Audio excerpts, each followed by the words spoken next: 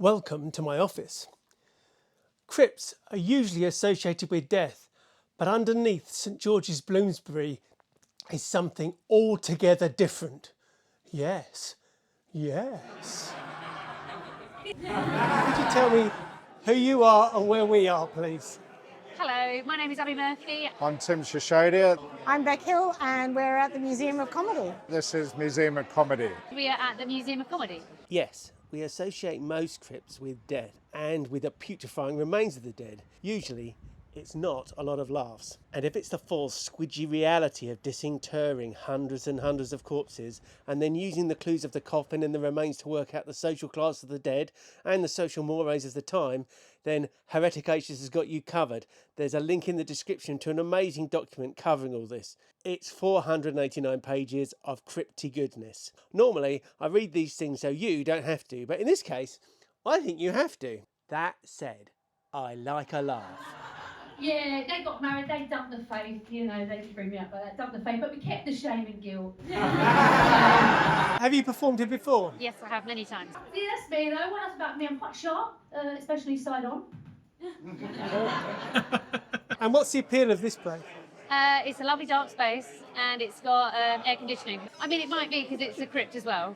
I've been in lots of pub basements, but I don't think I've ever been in a crypt before. Do you think it adds anything to the atmosphere? All the comedy paraphernalia is nice and legends that have gone before, and you know, it feels like you're in a comedy club rather than just a room above a pub. They do loads of different comedy nights here, but Monday's a new material night, so generally anything goes. And Is single, anyone?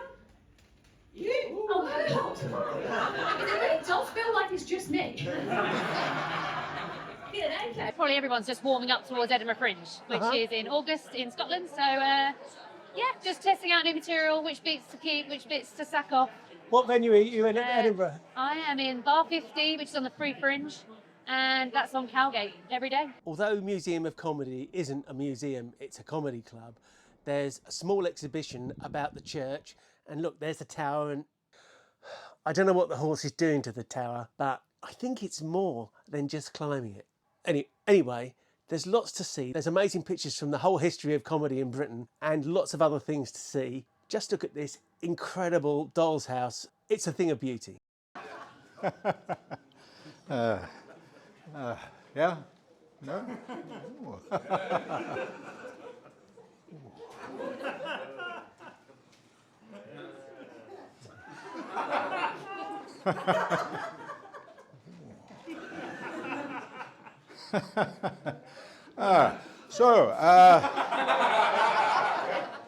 Yes, before I go, yes, And have you worked here before? yeah, going back several years. I used to be on every week. Just trying to blow that laugh around the room a little bit. Trying to go around now. Should introduce myself. Name is Tim, all one word. Short for the rest of the name.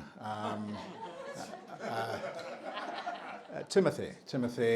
From the Bible. It was the fashion when I was born to give children names from the Bible, you see. At least that's what my brother Herod told me.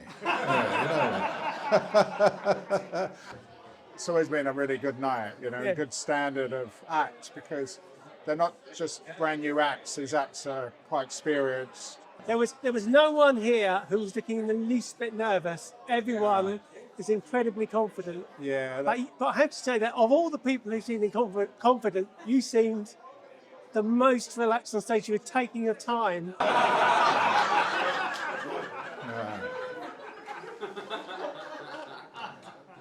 I saw you're absolutely right, sir. I saw a cat once, and on its side was a poster for Missing Lamppost. It was, yeah. There you go. Now, it is hot, isn't it? It's been hot. It's been hot. You're right, man. It is hot. It was so hot the other day. It was so hot the other day, I had to water my plastic plant. That's how hot. I thought it's not going to survive, it's not going to. It was so hot. Last Friday I only left the house one time. And I bumped into Derek. You know Derek.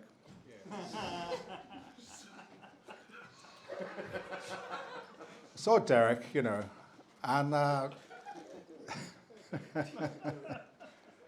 you know Derek. It was sort of a masterclass in it from where I was sitting. Yeah. It's not so good. It's good in that sense. It's not good to get through a lot of material that, because I had a set. If I'd carried on at that pace, I would have done 20 minutes, but it's only meant to be 5 minutes. So it was so hard. It was so hard. I actually addressed him as Del for the first time, just to speed up the encounter. You know what I mean? That's how hard.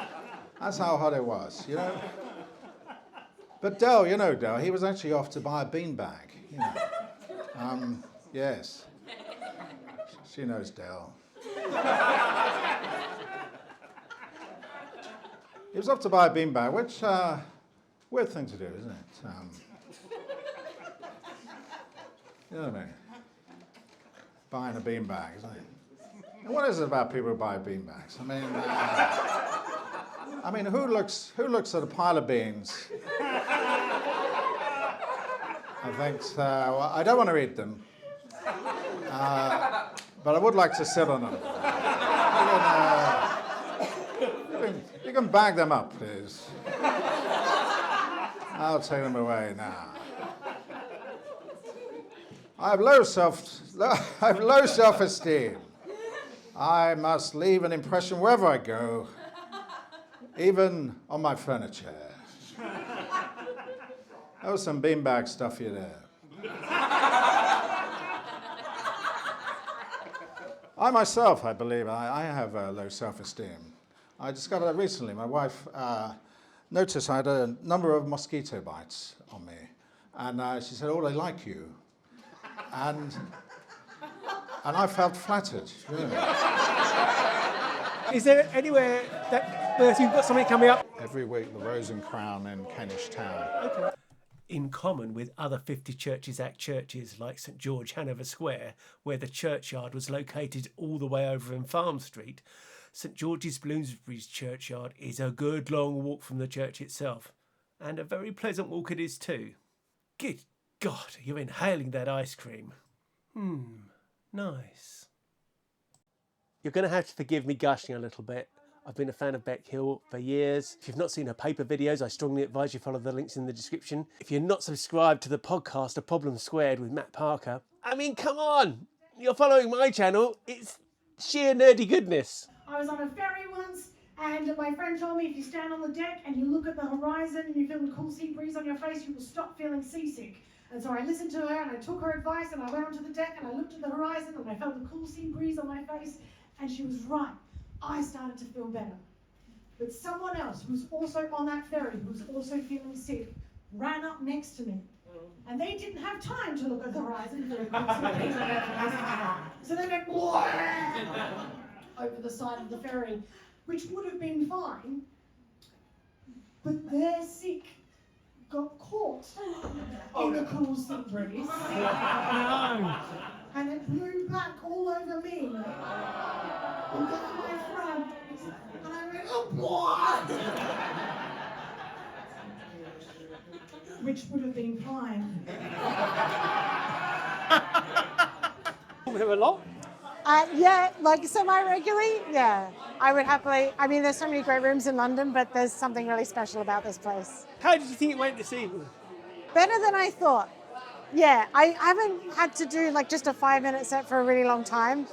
And I felt really panicked that I wasn't going to fit it in, but I think I managed to keep it What tight. proportion was new? It's all some newish. testing. It's Yeah. newish. Yeah. It needs rehearsing because it's going into the new show. I used to steal his underpants. Not like it's a prank. Not like when he was in the shower or we were at a wake. I mean, when just they're comfortable. They're really comfortable. If you don't have a penis, my goodness, wear some fitted boxer shorts. They are so comfortable. You've been keeping a secret. Look at all these penis owners. Aren't you? So can I include the bit about men's underpants? Yes. Yeah. I'm a bit worried about doing it because I think you might be onto something there. And this may lead everyone, suddenly I'll have no underpants. But I say there's enough men's underpants out there for all.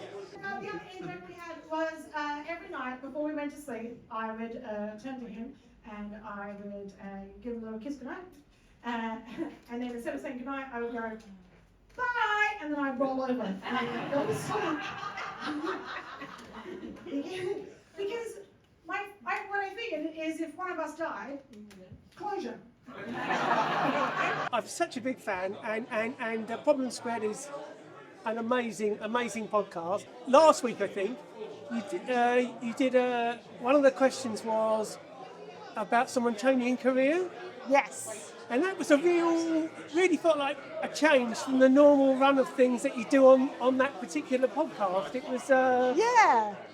We've had a few was there a moment where you go, okay, Matt, I'm going to use my emotional intelligence today? I think there's been a few of those recently, and it's more because I'm trying to lean more into the stuff.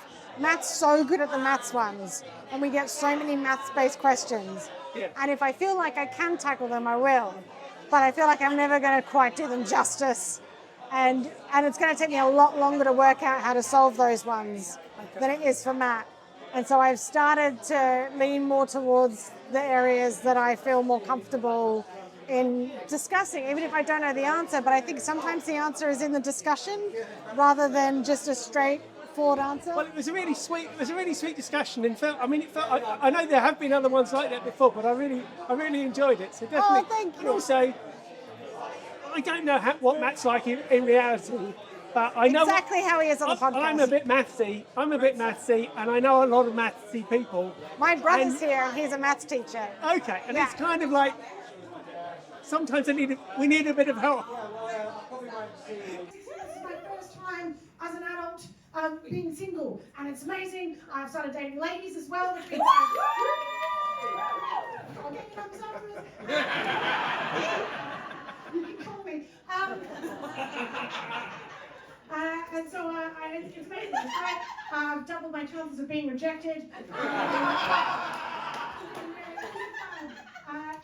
a lot like when you see someone playing an accordion. You know, like all those years, you'll see someone playing an accordion and you're like, oh, that looks so fun. But then you finally get your hands on one and you're like, ah! This venue, it's a crypt. Yeah. Do you ever think about that? Is that something that you gives a vibe? Funnily enough, my grandparents used to live in a home that had been converted from a small chapel in Australia. So it had been a little chapel in this like country town. So there'd been like religious folks that lived there, and there was a crypt underneath the house. So when they moved in, it'd been converted into a house like years before that. But it was like the basement you accessed from outside, and it had the full archway, and there was a crypt in there. And that's where my grandparents kept all the boogie boards and fishing stuff. So you've lived with crypts your whole life? Yeah. Some people had a swimming pool, you had a crypt. My grandparents had a crypt, yeah.